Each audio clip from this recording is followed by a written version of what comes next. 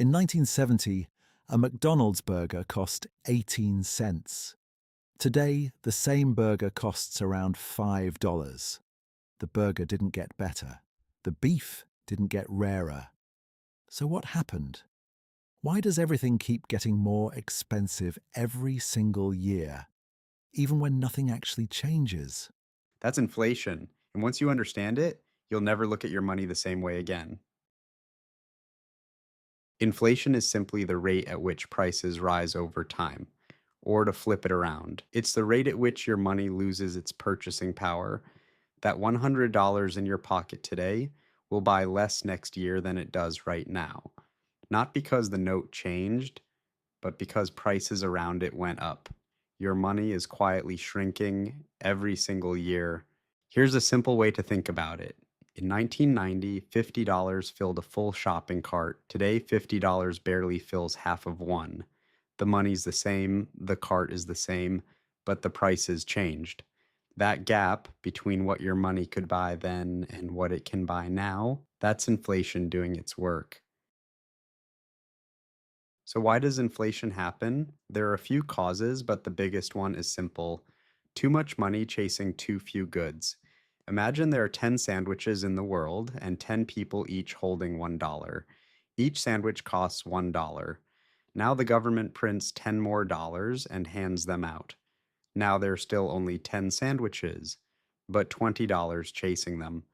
The price of each sandwich jumps to $2. More money, same amount of stuff, prices go up. That's inflation in its purest form. But printing money isn't the only cause. Inflation can also happen when the cost of producing things goes up.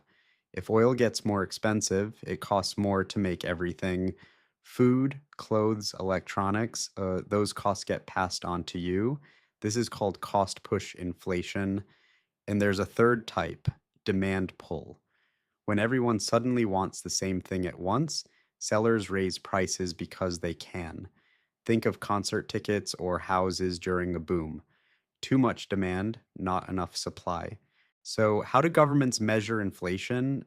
They use something called the Consumer Price Index, or CPI. Basically, they track the price of a big basket of everyday items: bread, milk, rent, petrol, clothing, electronics. Every month they check, did this basket get more expensive?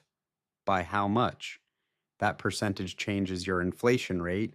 If inflation is 5% this year, that basket costs 5% more than it did 12 months ago. Here's something surprising: a small amount of inflation is actually considered healthy. Most central banks, like the European Central Bank or the US Federal Reserve, target around 2% inflation per year. Why? Because a little inflation encourages people to spend and invest now rather than hoard cash. If prices are rising slowly, you're better off buying today than waiting.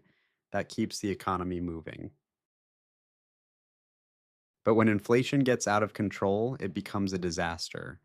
The most extreme example is hyperinflation. In 1923 Germany, inflation got so bad that prices doubled every few days. People were literally using wheelbarrows full of cash just to buy bread. By the end, a single loaf of bread cost 200 billion marks. The currency became so worthless, people used it as wallpaper and fuel for fires. More recently, Zimbabwe experienced inflation so extreme that they printed a $100 trillion note, which still couldn't buy much. And you don't need hyperinflation for it to hurt you personally. Even normal inflation quietly destroys savings. If inflation is running at 5% and your savings account pays 1% interest, you're actually getting poorer. Your money technically grows, but it buys less. In real terms, you lost 4%. This is why just keeping money in a savings account is often not enough. Your money needs to grow faster than inflation just to stay still. So, what can you do about it? You can't stop inflation, but you can protect yourself from it. The three most common inflation hedges are stocks. Company values tend to rise with inflation over time. Property. Real estate prices historically keep up with or beat inflation, and gold, the original store of value, which tends to hold purchasing power when paper money weakens. Even understanding inflation puts you ahead of most people who just watch their savings quietly shrink and don't know why. Inflation is silent, it doesn't steal from you all at once.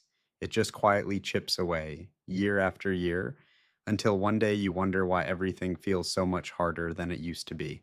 Now you know why. If this helped, hit like, it genuinely helps the channel grow.